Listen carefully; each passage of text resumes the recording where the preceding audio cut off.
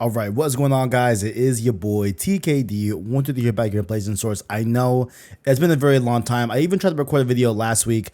I just wasn't in the mindset, I wasn't ready. But I think, this week I'm feeling okay. Let's get right into it here. Of course, you read the title, you saw the thumbnail. Horizon Forbidden West DLC Burning Shores does drop on Wednesday as of this recording in a few days. And I want to go over all of the info that you need to know about this DLC, going into it with the price, release date, pre-order bonuses, synopsis, how to start the DLC, what you'll find within the DLC, and all of that great stuff. So let's not waste any more time. I will also have timestamps to every single section if you want to jump around to a particular info bite, as well as links to all of the resources that I garnered this info from. So let's get right into it.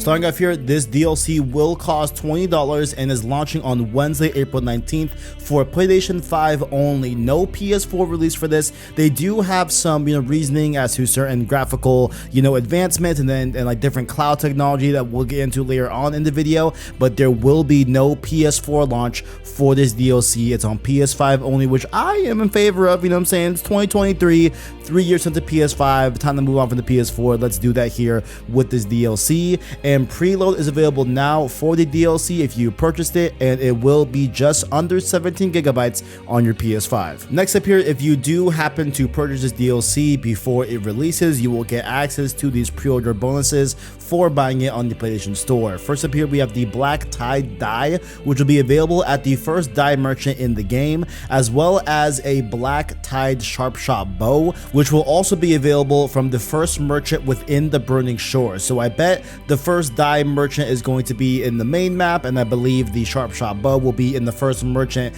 in the Burning Shores DLC. Maybe they meant also the first die merchant in the Burning Shores. Is not really clear in the blog post, but that's what we'll get here. But there was also another addition to the pre-order bonuses that was added at the end of a trailer recently. It is called the Black Tide Queen Commander outfit, which this one I'm not sure how you access, but you will also get access to that outfit as well within this DLC if you pre-order the DLC. Now, what is the synopsis? What is going on in this DLC here? So Aloy is pursuing a sinister threat in the heart of Los Angeles that has him destroyed through violent tectonic activity, causing brutal volcanoes, hence the name Burning Shores. So it's going to be a lot of fire focused things, a lot of lava here, which I think is a really great, contrast to the DLC from Horizon Zero Dawn, which was the Frozen Wilds, and that was a more cold ice type of focused DLC. So this will be more fire based here with the Burning Shores, hence the name schemes. It's really cool. It's really cool and all that, right? But the story will also take place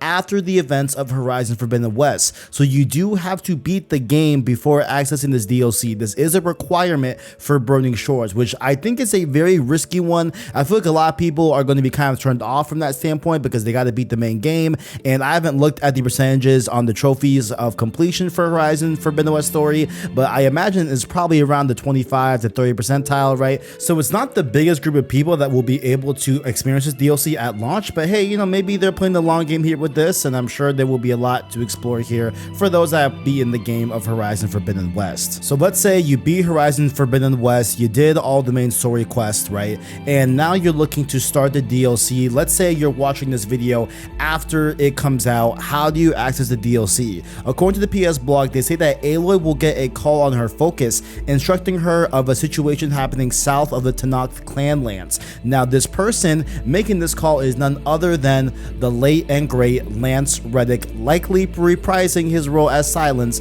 for the very last time in the Horizon franchise. Now, that's not confirmed, that's just my speculation here, but first and foremost here, rest in peace to Lance Reddick. Incredible actor, he gave so much to Silence, and I'll really miss that character in the future of Horizon. But let's hear his voice just a little bit here in the trailer that is telling us to go to the Burning Shores. Aloy, a certain complication has come to my attention that we must discuss.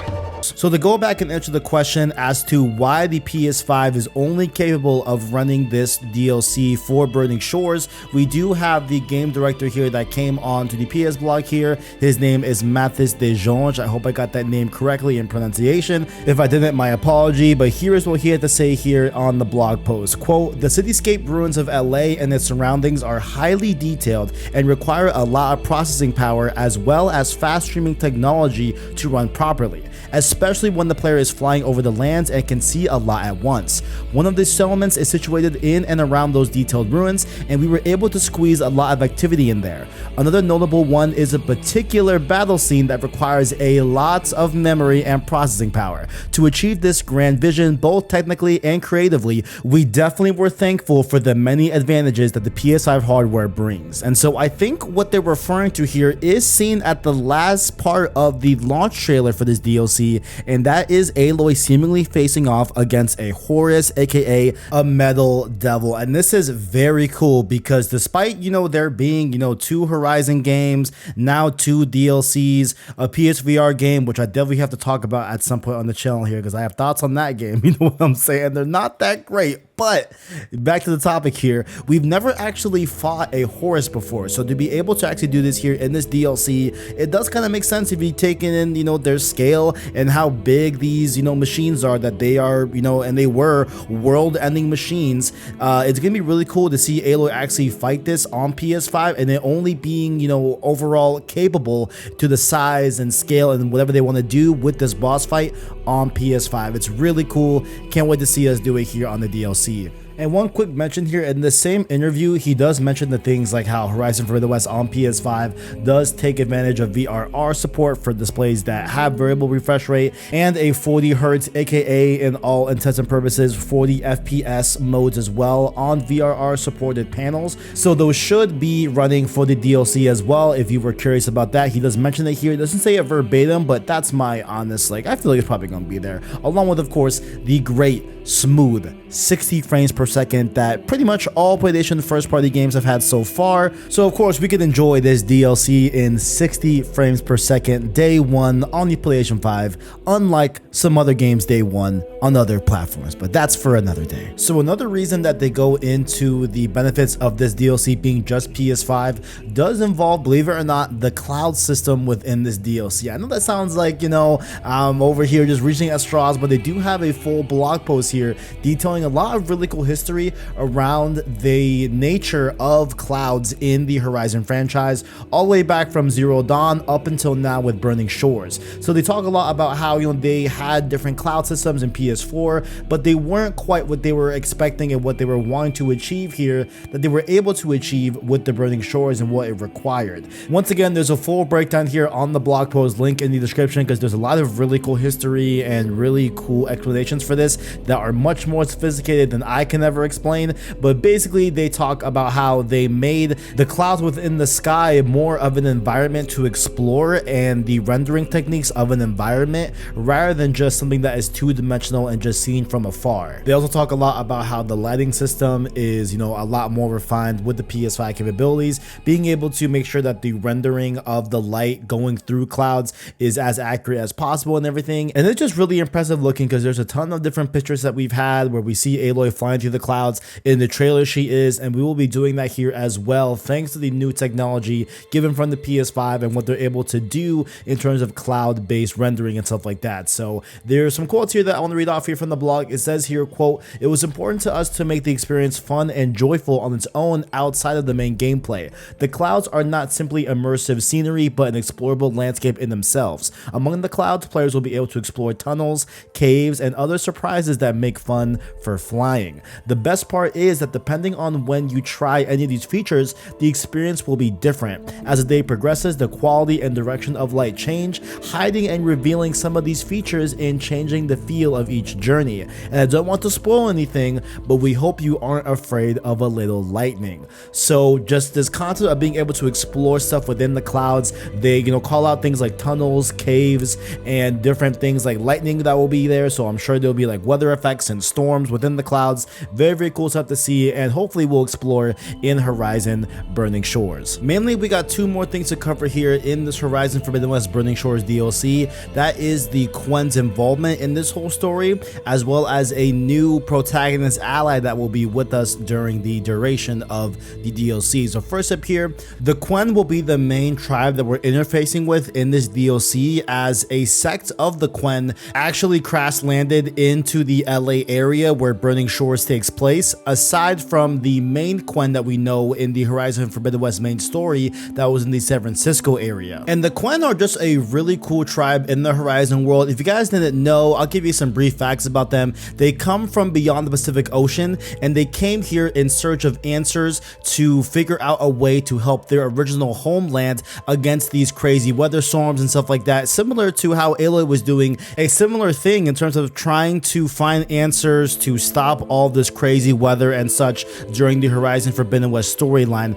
The Quen were doing a similar thing, so they took to the oceans, they went to the other side of the Pacific Ocean, and some sects landed in the San Francisco area like we met in the main story, while others landed in LA. But the Quen as a whole, they are really known for their ability to use the focus and embrace the focus and use that into their overall kind of cultural ways in how they operate as a society and as a tribe, right? So in a way where the Oseram tribes were very known for their creativity and their ingenuity to make new inventions, the Quen relied on their knowledge that they unearthed to drive their advancements as a culture. However, they were held back because the focuses that they had were a bit of an earlier kind of product, an earlier kind of version of the focus. And then that brings us to when Horizon Forbidden West comes along, when Aloy realizes that because of their outdated focuses that were kind of early versions of the initial focus, a lot of the data points that they were unable to read and unable to unearth were actually because of that limiting factor, that their focuses were not strong enough to be able to decipher those certain data points, as opposed to Aloy's, which is a much newer kind of focus in the overall grand scheme of the focus generations, if you will. She was able to read those missing data points and help assist the Quen during the Forbidden West storyline. And I say all of that to just really lay down the groundwork in that we don't know a ton about the Quen tribe, and Burning Shores will give us a lot more information about the tribe itself, and we'll be able to learn a lot more about their culture and even their different, beliefs and stuff like that, and even some notions of, like we know of already from the main storyline, that there were only certain Quen that were able to read data points called the Diviners, and that makes some friction within the society because some people view the Diviners as very elitist and very pomp and circumstance and all that, in comparison to the more layman person that is in the Quen tribe and stuff like that. So we'll be able to learn a lot more about them when we go visit them in the Burning Shores LA area, and we'll of course meet some new Quen that were not in the original game, including Admiral Garrett, who is a well-decorated Quen Navy leader, as well as a new protagonist that will definitely be a new companion here. This leads into our next section here. We will get to meet Seyka, who is another ambitious Marine. She's a warrior within the Quen society, and that will cause friction in terms of her place in all of this and such like that, and she will kind of help Aloy on her journey to figure out this new threat in the Burning Shores LA area. And it's really cool because she got her own dedicated trailer in this whole rollout for this DLC, and I feel like she's going to play a very important role, not only in maybe just this DLC, but maybe in the future as well, where she'll be potentially a reoccurring companion for Aloy as well, and we'll see what that blows into in the full DLC release. Quick last two things I forgot to mention here in the video. One is that there are, I assume, going to be new machines in the DLC, right?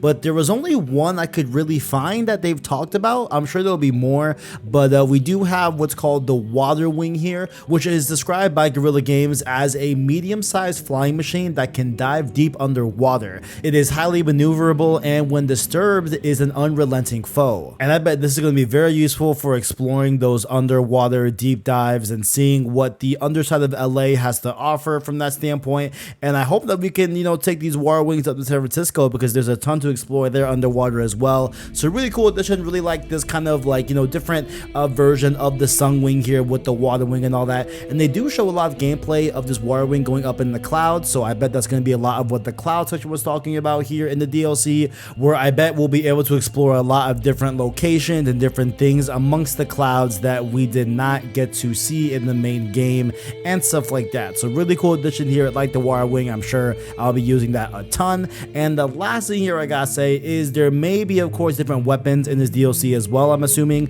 but there is a quick, glimpse at the end of the launch trailer where Aloy is wielding some what looks like to be Far Zenith tech weaponry against a Horus that we see that could be the big boss fight of this DLC. So that is going to be interesting as well, to be able to use those a little more long term than what we did in the main game. So that has been everything that we know up until launch about Horizon Forbidden West Burning Shores DLC. I'm sure right now I am playing it myself, but down below, guys, what are your thoughts? Are you going to pick it up? Are you going to, check it out? Do you want to know something from me specifically? Like, do you want my thoughts on this DLC once I beat it? Let me know your thoughts down below in that comment section. Check out our links below. You can find Discord, Twitter, our anchor link for our podcast, all that great stuff down below. Thank you all for watching, and as always, greatness awaits.